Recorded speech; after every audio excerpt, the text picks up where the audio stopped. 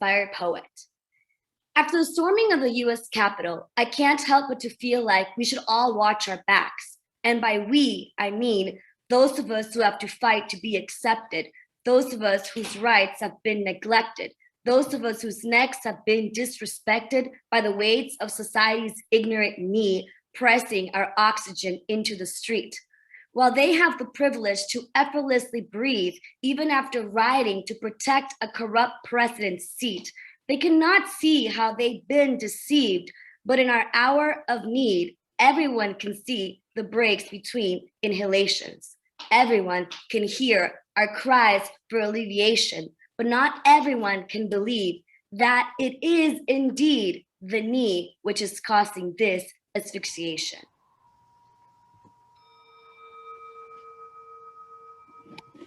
The gospel reading is from John 6, verses 24 to 35. The next day, when the people who remained after the feeding of the 5,000 saw that neither Jesus nor his disciples were there, they themselves got into the boats and went to Capernaum, looking for Jesus. When they found him on the other side of the sea, they said to him, "Rabbi, when did you come here?" Jesus answered them, "Very truly I tell you, you are looking for me not because you saw signs, but because you ate your fill of the loaves. Do not work for the food that perishes, but for the food that endures for eternal life, which the Son of Man will give you. For it is on him that God the Father has set his seal." Then they said to him, "What must we do to perform the works of God?" Jesus answered them, "This is the work of God, that you believe in the one who God has sent." So they said to him, "What sign are you going to give us then, so that we may see it and believe you? What work are you performing? Our ancestors ate the manna in the wilderness. As it is written, God gave them bread from heaven to eat." Then Jesus said to them, "Very truly I tell you, it was not Moses who gave you the bread from heaven, but it is my Father who gives you the true bread from heaven. For the bread of God is that which comes down from heaven and gives life to the world." They said to him, "Sir, give us this bread always." Jesus said to them, "I am the bread of life. Whoever comes to me will never be hungry, and whoever believes in me will never be thirsty."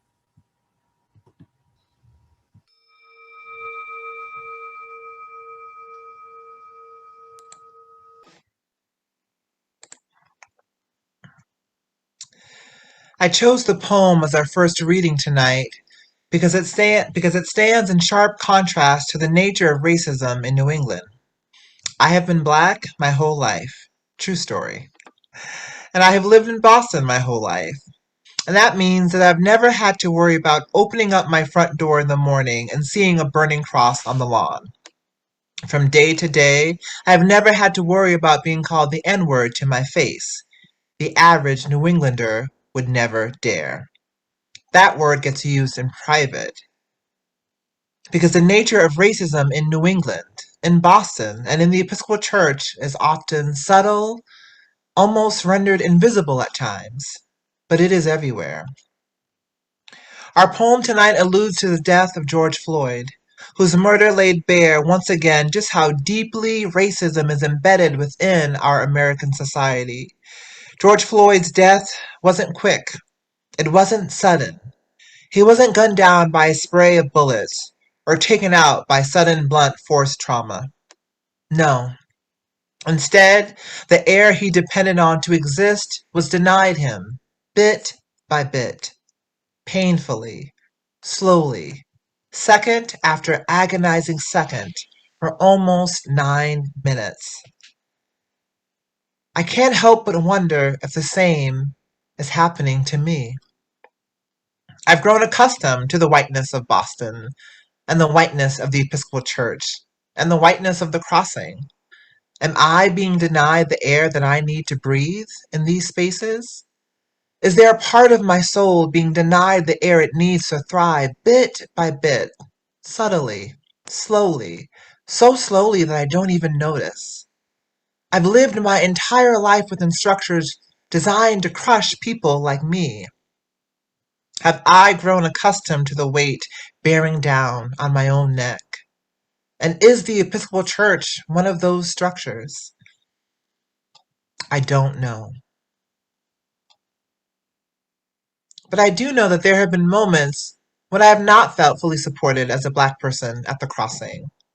I know that I was running late on Monday and joined our listening session with equity consultants, only to find 3 participants other than Lauren and myself, who are co-chairs of the equity team for the cathedral.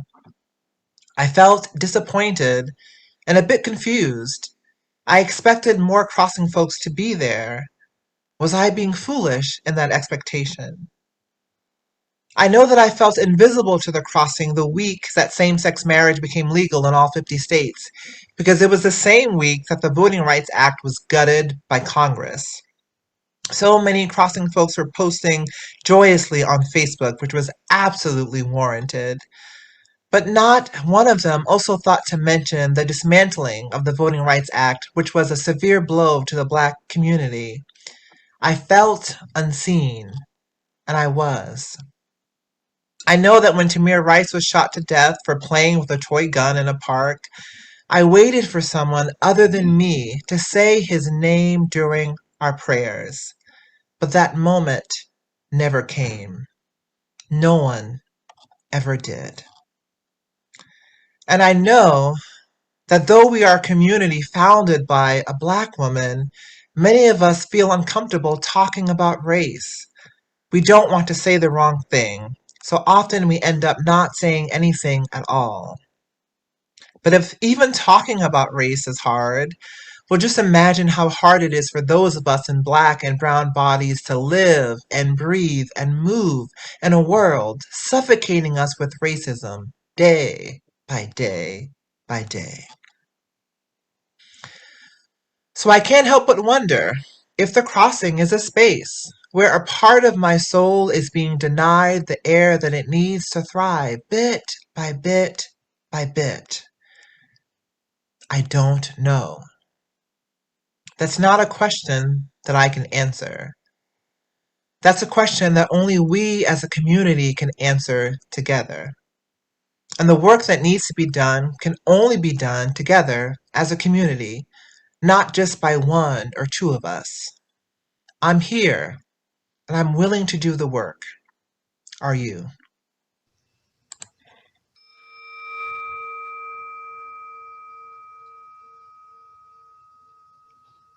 Thank you, Kevin, for your reflection. Now, anyone can share their own thoughts on the reading or reflection. Take just a minute